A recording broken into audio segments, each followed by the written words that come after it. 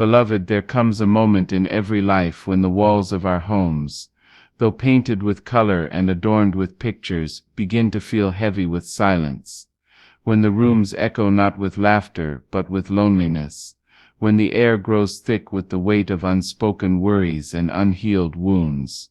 In those sacred hidden places of our dwellings where we cook, where we rest, where we whisper our sorrows to ourselves, there exists a divine invitation waiting to be answered. It is not a call of thunder nor the shaking of the heavens. It is a gentle knock, persistent and patient, calling out to you.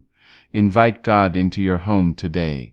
Do not wait for the storms to rage or the losses to break you open before you extend this invitation. Do not wait for the sickness to crawl into your body, or the tears to stain your pillow in the midnight hours. Invite Him now. Invite Him when the table is still full, when the roof still stands strong, when the children still dance in the hallway. For when God enters a home, He does not come as a guest. He comes as a keeper, a protector, a healer, a guide. He comes as Father, Mother, friend, and light. When you open your door to God, something happens that no architect could design, no decorator could arrange, no amount of wealth could purchase. The very air shifts, the walls breathe, the chairs once ordinary become thrones of peace. The kitchen, once a place of hurried meals and quiet arguments, becomes an altar of gratitude where bread becomes sacred and water turns into blessing. When you invite God into your home, you are not just decorating your rooms with holy presents, you are weaving eternity into the fabric of your family. And if you live alone, do not think you are forgotten. God fills the silence with His voice.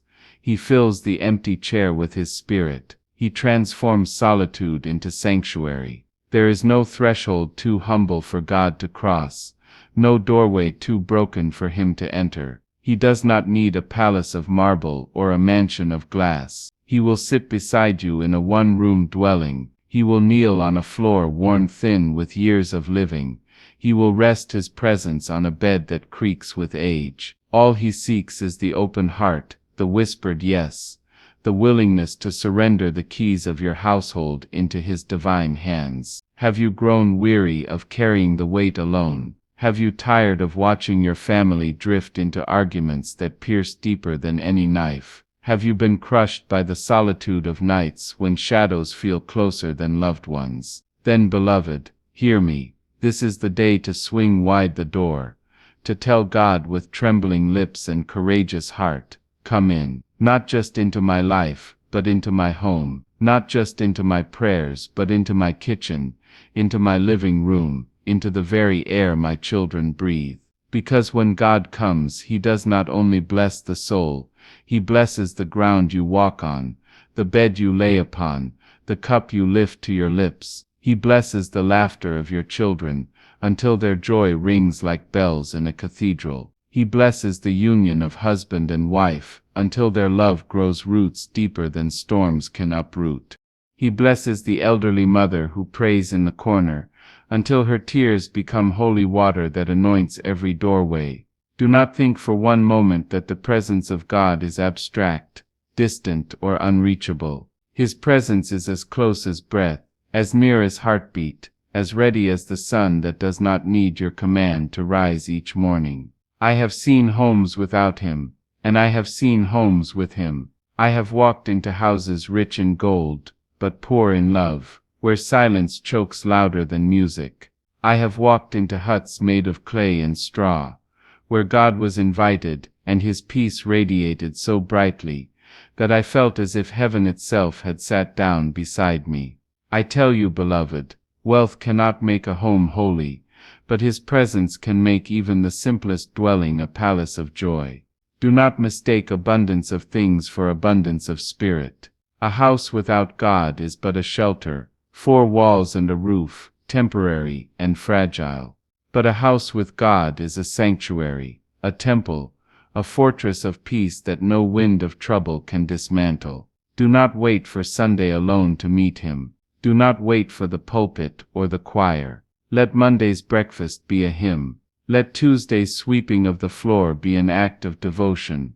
Let Wednesday's dinner be a communion, where bread is broken with gratitude. Let every day be soaked in the awareness that God is present here, not just in the heavens, not just in a distant church, but in your very dwelling place. Children need not just to hear about God, they need to see their parents speaking to Him at the table. Hear His name spoken in laughter, feel His comfort in discipline, taste His goodness in every shared meal. Let the generations rise from your household knowing that their first introduction to the Almighty was not in a cathedral, but in the rooms where they were raised, in the warmth of a home where He was welcomed without hesitation. Some of you may say, "But my house has been too broken. There has been anger here, there has been betrayal, there have been secrets hidden in the closets, words shouted that shattered trust." Beloved, do not think your history can bar the presence of God. Do not believe the lie that your home is too stained for Him to enter. The blood of Christ does not recoil at brokenness, it redeems it. He will walk into the rooms where arguments exploded and cover them with peace. He will touch the places where grief still lingers and plant joy, like a seed in spring. He will not ask you to hide your mess before He comes in. He asks only that you open the door. He does not come as a guest who demands perfection. He comes as a Savior who transforms. And when He comes, He does not just enter and leave. He lingers. He abides. He dwells. He makes your home His resting place. He whispers in the night, "Be not afraid." He wakes you in the morning with mercy, new as dawn. He protects the walls from unseen danger. He surrounds your family with favor as with a shield. Invite Him, and watch how arguments soften into conversations, how bitterness dissolves into forgiveness, how despair lifts into hope. Watch how even in times of trial, peace rests upon your household like a sacred mantle. This is not a poetic wish, it is a divine promise. Those who make their dwelling with Him shall never be abandoned.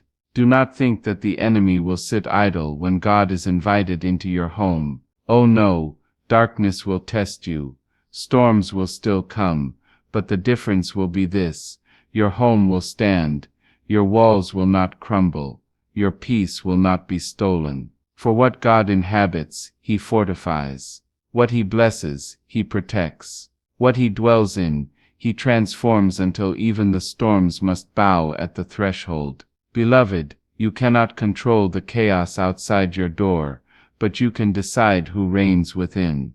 The world may rage, but your home can remain a sanctuary, if the King of Kings is enthroned there. So I ask you, with the urgency of love and the fire of truth, do not delay this invitation. Do not postpone until tomorrow what your soul craves today. Speak it now, in the silence of your heart, or aloud in your living room. Lord, this house is yours. These rooms are yours. This family is yours. This very air belongs to you. And watch how heaven responds, not with thunder, but with peace, not with lightning, but with light. Invite Him, and let your home become a testimony that when God is present, walls are not mere walls, they are shields of love. Roofs are not mere roofs, they are canopies of grace. And families are not mere families, they are holy assemblies bound together by divine hands. Beloved, if you are listening to me now, let these words sink deeper than your ears. Let them find home in your spirit. Your invitation today can alter the destiny of your bloodline. Your welcome to God can break generational curses that linger in your family. Your yes can heal wounds carried from one generation to the next. Your surrender can turn your house into a lighthouse for neighbors and friends who wander in darkness. Invite God into your home, not just for you, but for the generations yet unborn, for the sons and daughters who will rise tomorrow, and bless the God their parents welcomed without shame. And so, my dear, open wide the doors, lift up your head, and let the King of Glory enter. Not tomorrow, not next week, today. Invite Him into your home, and you will discover that you had not just opened your house to Him, you had opened your destiny, your joy, your peace, your very life, to the one who holds eternity in his hands. Invite God into your home today, and let heaven find a dwelling place on earth, in you, in your family, in the sacred walls you call home. Beloved, let me tell you that when God is invited, he does not simply stand at the doorway, nod politely, and leave after a short visit. No, when you invite him with sincerity, when you surrender not just a portion but the whole of your dwelling, he takes his rightful place, and with him comes a river of life that never runs dry.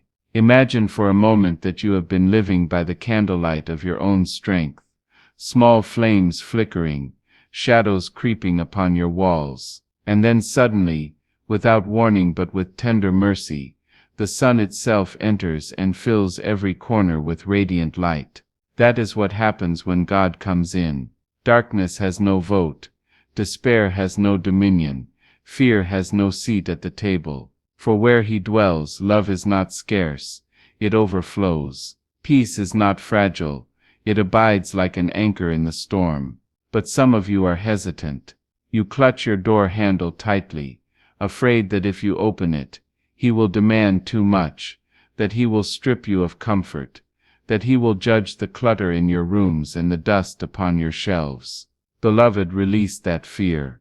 God is not a harsh inspector, arriving with condemnation to shame you. He is a loving Father, arriving with arms wide open to restore you. He does not come with criticism, but with compassion, not with accusations but with answers, not with demands but with deliverance. If you feel unworthy, you are precisely the one he seeks. If you feel broken, then you are the very house he longs to heal. If you feel that your walls are crumbling, he comes as the cornerstone, steady and sure, able to rebuild what life has torn down. When God enters your home, he begins a quiet work, a holy renovation that no carpenter could match. He replaces bitterness with forgiveness, one tender whisper at a time. He exchanges arguments for understanding, turning raised voices into gentle words. He plants patience in the soil of your household, and slowly, surely, it grows into a tree that shelters your loved ones beneath its branches. He brings laughter that rings more authentically than before, tears that cleanse rather than corrode, silence that heals instead of haunts. And he does all of this not in one grand gesture, but in the small daily rhythms of life, the meal prepared with gratitude, the hug exchanged after a disagreement, the prayer whispered before sleep. These simple moments, touched by his presence, become holy, and holiness, my dear, is not distant. It is here, it is possible, it is waiting at your door. Do you know what happens when a child grows up in a house where God is welcomed? That child learns that love is not fragile, that safety is not conditional, that forgiveness is always within reach. They learn that prayer is not a ritual confined to church walls, but a living, breathing conversation that can be spoken at the dinner table, in the car, in the hallway, at bedtime. They carry that knowledge with them into the world, into their schools, their friendships, their own families.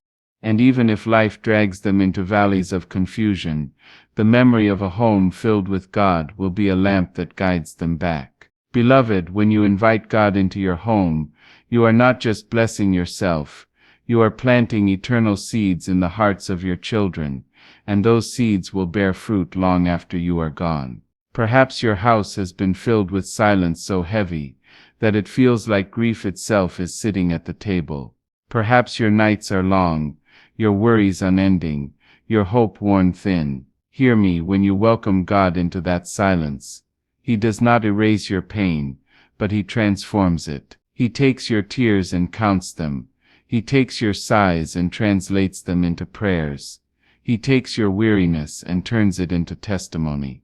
And little by little he brings joy where sorrow has slept too long. He brings courage where fear has made its bed. He brings new beginnings where endings have broken your heart. Invite him, and watch the ashes of despair give way to the beauty of hope.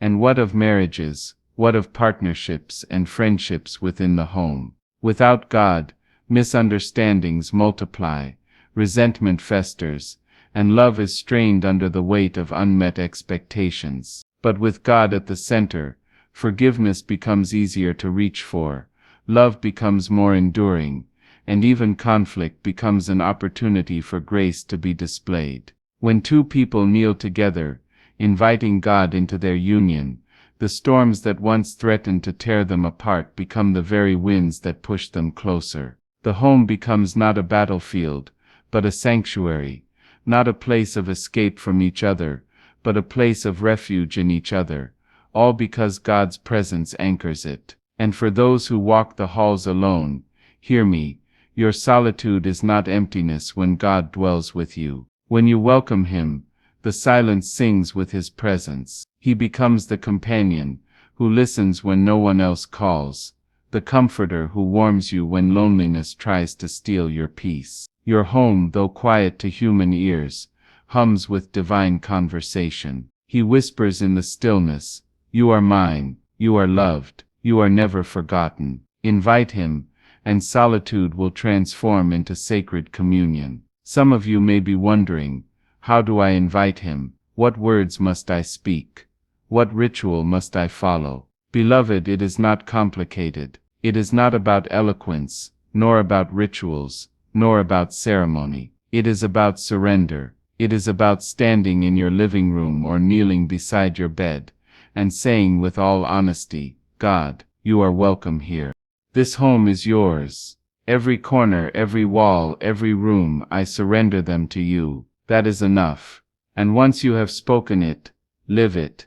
Let your actions echo your invitation. Choose kindness where you might have chosen anger. Choose prayer where you might have chosen despair. Choose gratitude where you might have chosen complaint.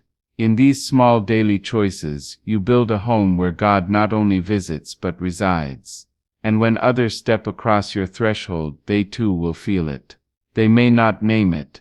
They may not recognize it, but they will sense it. The peace, the love, the warmth that lingers in the air. They will sit on your couch and find their hearts resting. They will share a meal with you and feel their burdens lighten. Your home, infused with God's presence, will become a beacon for others, a place where weary souls can breathe again, where hurting hearts can heal. This is not an exaggeration, it is the truth. When you invite God in, your home becomes a ministry, a quiet sermon preached without words, a testimony written in the language of love. Think of the generations that will follow. Think of the children, the grandchildren, the neighbors, the strangers who may step into your home and find not just shelter from rain, but shelter from despair. Think of how your simple yes to God can ripple into the lives of countless others, a wave of blessing that begins at your door and travels further than you could ever imagine. All it takes is the opening of the door, the surrender of your space, the humility to admit that you need Him, not just in your heart, but in your home. So I say to you, do not wait another moment. Do not delay until your burdens grow heavier, until your hope wears thinner, until your strength gives out. The invitation must be spoken today, while the air still fills your lungs, while the opportunity still lies before you. Tell Him now, in whatever words you have, in whatever language your soul can utter, "Come, Lord, abide here, rest here, dwell here. This is your home as much as mine." And watch how heaven bends low, how angels encamp around you, how peace descends like soft rain upon your roof. For a home without God is fragile, no matter how sturdy its walls. But a home with God is unshakable, no matter how fierce the storm. A home without Him may echo with laughter for a season, but will eventually fall silent with emptiness. A home with Him may face trials, but it will never be without comfort, never be without love, never be without light. Beloved, the choice lies before you like an open door, and the knock upon that door is steady, patient, unrelenting. Will you answer? Will you open? Will you invite Him, not tomorrow, not later, but today? For today is holy, today is sacred, today is enough. And when you invite God into your home today, you are not just changing the atmosphere of your dwelling, you are inviting eternity to take its rightful place within your walls. So swing wide the doors of your home, lift high the gates of your heart, and let the King of Glory enter, not as a visitor who departs, but as the eternal resident who transforms your house into a sanctuary of love, joy, peace, and everlasting light. Beloved, when I tell you to invite God into your home today, I do not speak of a shallow gesture, nor a temporary courtesy, but of a covenant so deep that it reshapes the very foundation beneath your feet. There is a holy difference between a guest and a resident. A guest enters for a time, enjoys what is before them, and then departs when the visit is complete. But a resident belongs. A resident has access to every room, every hidden place, every corner unseen by visitors. And when God is welcomed as a resident in your home, He does not confine Himself to the tidy living room you present for company. He walks into the closets where secrets have been buried. He steps into the attic of forgotten pain. He kneels on the floors where arguments once scorched the air. He touches what you thought untouchable. He heals what you thought irreparable. He restores what you thought was gone forever. This is no small matter, beloved. This is transformation. This is salvation written into the walls of your very dwelling. Some of you fear what it means to open every room to Him. You say to yourself, I will let Him into the front room, into the places where I have kept things neat, but not into the back rooms where shame lingers, where sorrow hides. Yet I tell you this truth, the rooms you withhold will remain prisons, and their doors will never open unless you allow the light of God to pour in. Do not fear exposure, for He is not coming to condemn, He is coming to cleanse. He is not stepping in to shame you, but to free you. The stains on your household, the sins that you whisper about in silence, the generational chains that bind your family, these are the very reasons you must let Him in. For without Him, those rooms will stay locked, and their shadows will creep out to haunt the rest of your home. But with Him, the chains will fall, the curses will break, the wounds will close, and the home that once carried sorrow will carry joy. Think not that you are too far gone, that your house is too fractured, that your family is too divided for His presence to dwell. The God who created galaxies does not shrink back from broken walls. The God who split seas and raised the dead is not intimidated by arguments at your table. He does not need perfection before He enters. He brings perfection with Him. He does not demand cleanliness before He arrives. He brings cleansing in His very presence. Beloved, if you would only open the door, you would see that what you thought impossible becomes possible, that what you thought lost can be found, that what you thought beyond repair can be renewed with a beauty you never imagined. Do not underestimate the power of what happens when God dwells in a home. His presence becomes a shield over your roof. His angels encamp around your property. His Spirit fills the air so thickly that no darkness can linger. And I tell you, the enemy knows it. The forces of despair, confusion, division, and fear cannot abide in a place where God is enthroned. The enemy will try, yes, he will try to stir arguments, to plant seeds of bitterness, to whisper lies in the night. But every attempt will crumble, for the walls of a God-filled home are fortified with divine strength. Invite Him, beloved, and you will find that even when storms beat upon your house, it will not fall, for it is built upon the rock of ages. Have you ever noticed that a house carries atmosphere? You walk into some homes and feel heaviness, a weight that presses down though nothing is said. You walk into others and feel warmth, a peace that settles upon you, as if unseen arms had wrapped around your shoulders. That atmosphere is not by accident.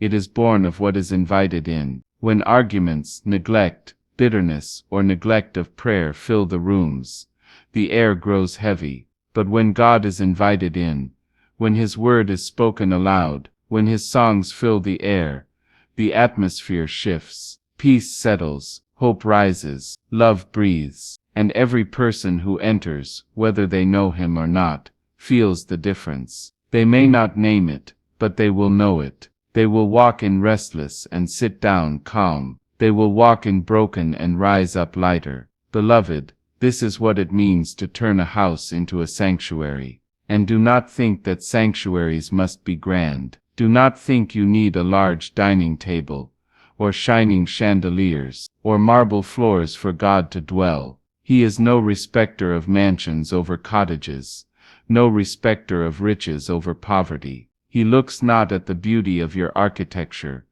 but at the openness of your heart. He will sit on a wooden stool and fill the room with glory. He will rest upon a torn couch and wrap the family seated there with love. He will eat bread and water with you and make it a feast. He will take your little and turn it into abundance, not because of what is on your table, but because of who sits at it with you. Invite him, and you will know that the humblest of homes can carry the fragrance of heaven. Now, beloved, let me speak to the heart of mothers and fathers. Your children are not only watching your words, they are watching your lives. They will remember less what you said, and more what they felt under your roof. If they felt peace, they will chase it for the rest of their lives. If they felt love, they will carry it into every relationship. If they felt God in the laughter, in the prayers, in the daily rhythm of your household, they will never be able to forget him,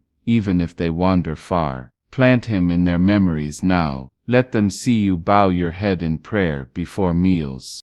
Let them hear his name in your songs as you clean.